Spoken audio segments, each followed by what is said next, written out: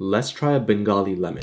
So I tried a few different lemons from different countries. This one apparently is from Bangladesh. I believe they call it Jara, Jara, correct me if I'm wrong. It really does smell like one of those sour lemon candies. It also seems to have a lot of pith. It doesn't look like it's going to be sour. Okay, it's a bit sour. It's not as sour as a lemon.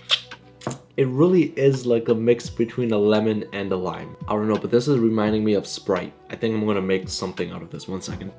Let's squeeze some of this in here. Ah, there's not a lot of juice. Sugar, sparkling water.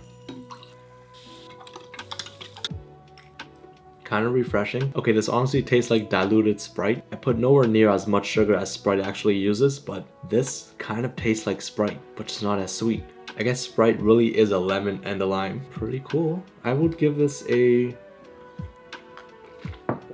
It's diluted Sprite. I would give diluted Sprite a 8.4 out of 10.